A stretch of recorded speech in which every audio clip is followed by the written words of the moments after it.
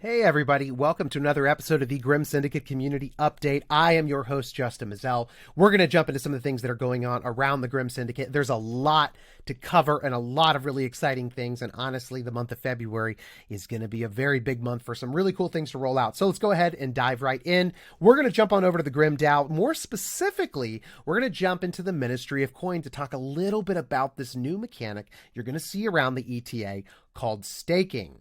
Now, staking will be launching tomorrow, February 7th at 9 a.m. Eastern time. So when I'm talking about this is not a way far out thing. This is something that you're going to be experiencing tomorrow. So go ahead. Let's talk a little bit about what staking is, what it means for the ecosystem, and how to be a part of some of this. So when you stake your Grim, that's going to be taking your Grim and clocking them into work at the Ethereal Transit Authority. And while they are clocked in, your Grim is being paid in a currency called Astra, which is our currency in the Grim universe. Astra will be earned by your Grim as a staking mechanic. Now, what are you using Astra for? It's a great question. I know Alex had kind of dug into some of this, but essentially you're sending your Grim on quests in the future. You can use Astra to do some of these things for bidding in auctions to be able to unlock ingredients and brand new NFTs. You're also going to be able to use Astra for some of these things. And truly the possibilities are endless. It's another mechanic that we can do some really, really fun things in our ecosystem to be able to use gamification as well as some really fun ways to create some cool top tier things for the people that are really active in the community that are doing some really awesome stuff with their Grims.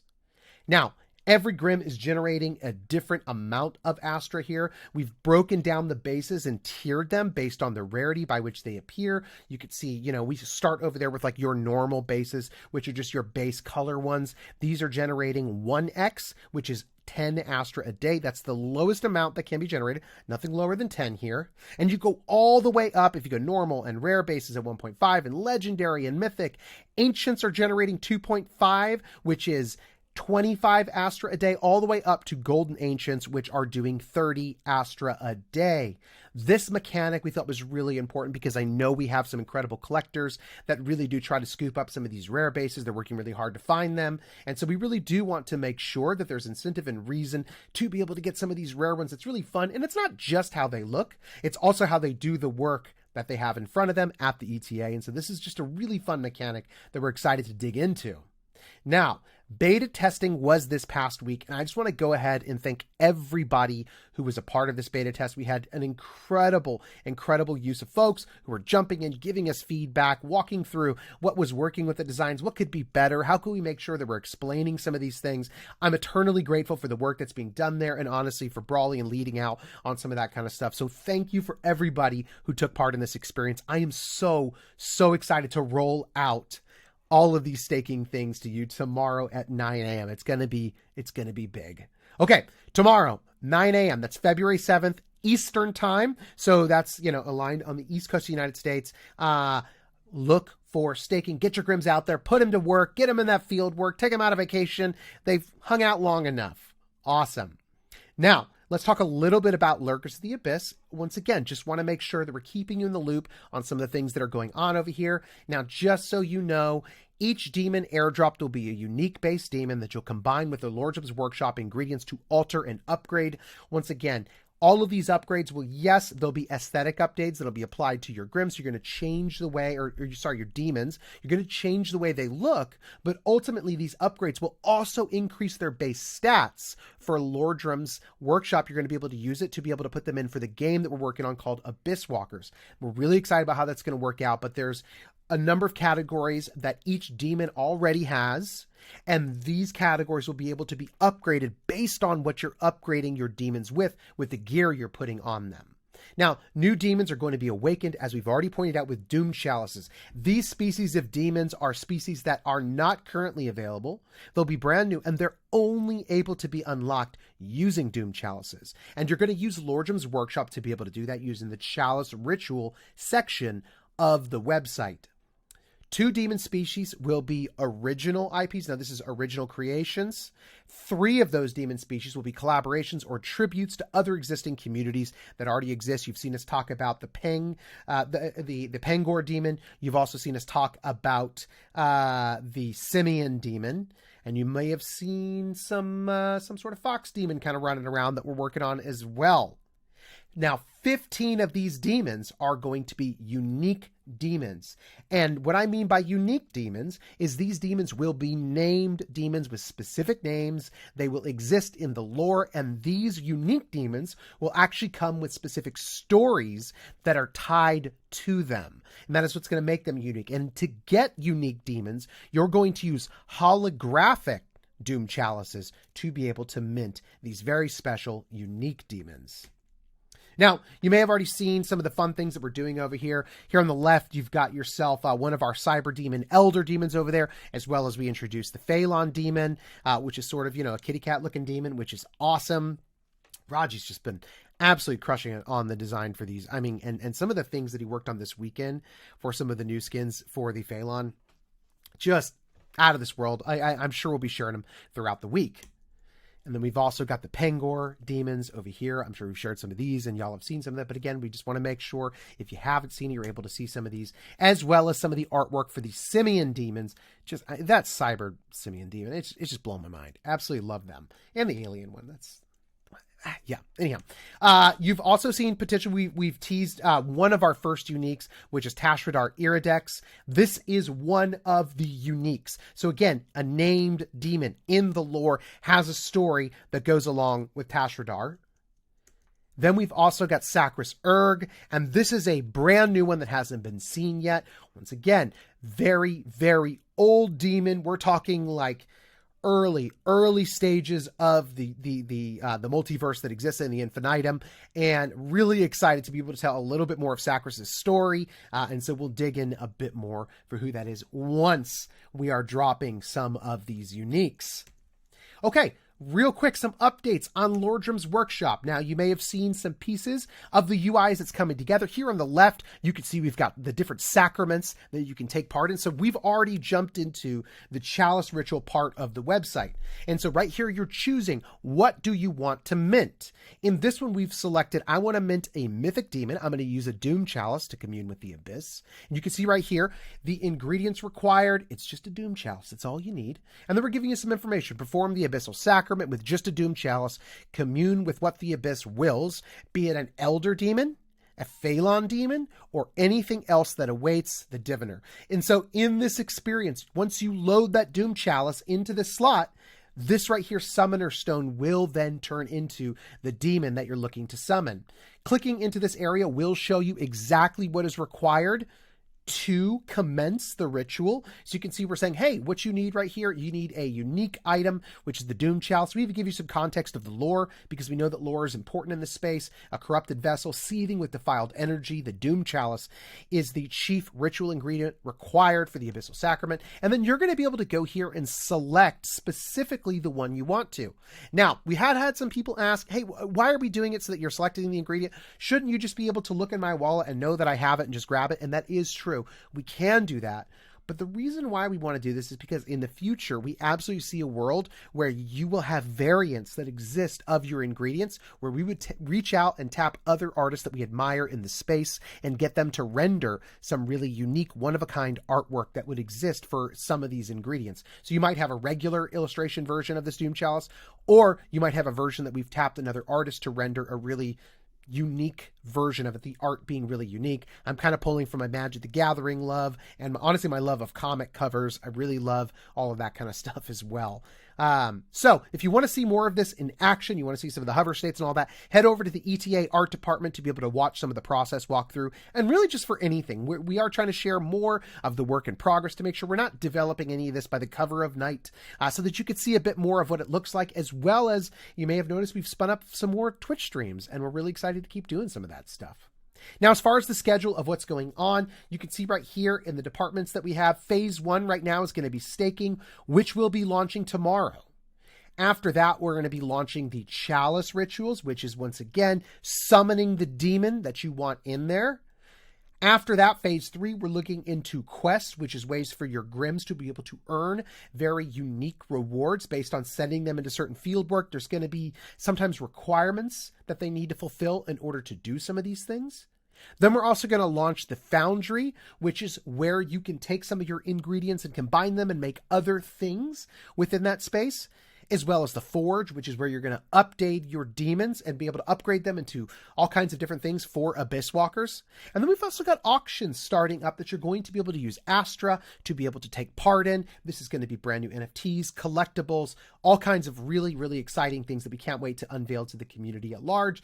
It's a really good time to be a part of Grim Syndicate. We are not going to slow down. We are committed to delivering. And this project, and all of you have been a part, continue to give us life and energy. And that is what's really, really exciting about being here. Speaking of the community, just some fun updates. We did the emoji contest, which is going to end tomorrow. Just some cool stuff going. Look at McCrae's. That's awesome. That's been added. Flashcat did a great cookie one because we know cookies are so vitally important to this community, and so is the debate between chocolate chips and raisins. We've also got Bonehouse, who did some really amazing ones once again, already in there. Just so much personality and so much life. And we absolutely love seeing Grim Syndicate be able to extend outside of just Raji and I's version of the art and watch other people take it on. And it's just such an honor to be able to do this with all of you. We also have a Valentine's contest coming up featuring art by Beth C. And what are the details here? Will you be my Grimmantines? Means that you're going to create a Grim or demon themed Valentine's Day card for the ETA. This can be digital art. It could be illustration. It could be a video if you want to do something like that. It could be writing or a poem. We want to make sure that these contests feel like they're accessible, whether you consider yourself a visual artist like you've done it before, or maybe that's something out of your wheelhouse, and that's okay. We want to make sure these projects feel inclusive. They're exciting to take part in. They're going to start February 1st, so that we've already kicked off. Check the contest channel soon for some full details, so that's for now. And even though only 2 will win watercolor paintings or NFTs from Beth, we will be awarding plenty of other additional stuff, so you're going to see some really, really cool stuff happen. And again, we love being able to do this stuff for the community, and we're excited to keep on doing that. That's going to be the big thing for us today. But I just want to say, there's been a lot of chatter today about, I'm going off script here. This wasn't a part of it, but as I'm thinking about it, this was red, and red made me think of a balloon, and that balloon made me think of kind of what happened earlier. There's been a lot of chatter today about the concept of rugs, and if you aren't familiar, and maybe this is one of your first kind of NFT experiences, we hope this has been a really positive one. But essentially, when we have this idea of anonymity in the space, what it can do is it can attract some really bad actors to be able to come into the space, take advantage of people, pretend like they're launching something when ultimately they really aren't. It's all just a facade. Maybe they bought some stock art or whatever it is. We understand that there's a degree to which being a part of Grim Syndicate, one of the benefits that we can offer people is to be on something called Whitelist. And once again, if you aren't familiar with the space, a Whitelist basically just means, hey, you are guaranteed to be able to get in on this mint, and, a community can come to us and they can say, hey, I have 50 Whitelist slots available for you to, distribute to your community. And then we as the Grim Syndicate leadership could then essentially say, awesome, let's figure out how to get these out there. Maybe it's a contest, maybe it's just the first 50. However, we want to kind of divvy up those slots. When these things happen, of course, the reason why people do these things called whitelist is because the assumption is that some of these things are going to sell out. Now, obviously, some of that can be cosmetic. Some people do whitelist just because they want to look like they're going to sell out. Some people do it because they understand that it's like this idea of FOMO, which is fear of missing out, is very powerful for people. And so some people would say, listen, I don't want to miss out on this mint. It sounds exciting because they're offering a whitelist, and so I just need to be in on it. And we understand, and we fully know what it feels like to try and go to mint a project and realize it's not going to work out. You're like watching these numbers go crazy and they're draining really quickly, and you're unable to be a part of that mint. Now, the Solana NFT ecosystem is not alone in having bad actors that have come into the NFT space to take advantage of people and to take their money. This exists in all of the blockchains. It can happen. And I just want to say, it's good to remind ourselves that you will see no end to people taking advantage of and capitalizing on this concept of fear of missing out or of FOMO. It's really difficult to watch something happen and feel like you're not going to be a part of it, like you're going to miss out on something if you're unable to do that. And I will say, even for us at Grim Syndicate, it's something that we need to be mindful of. The language that we're using, the way we talk about these things. While yes, of course, there are economies of scale and rarity, and there's limited releases. All of these things are fine in and of themselves. It's what makes collectors' communities work. But at the same time, we need to be really thoughtful about the language we use around some of these things. And as you're assessing each and every new project, which it's totally okay to do, at Grim Syndicate, we don't pretend like other projects don't exist. This is why we have an NFT alpha channel, because we want you to be able to talk about it. Because we feel like Grim Syndicate isn't the only project that's doing awesome things. There are all kinds of other projects out there doing really amazing things. And if you being a part of that is what's exciting to you, if you digging into that community is what's going to make you happy and is going to thrill you to it, then we want that for you. We want you to find those communities and those spaces. But obviously you do need to be careful in this space. That's why there's that acronym that you may see going around like DYOR, which just stands for do your own research. Now, sometimes we're going to get whitelist slots. And when we get these slots, what we have talked about as a leadership team is trying to be more communicative about what we know of each and every one of these teams.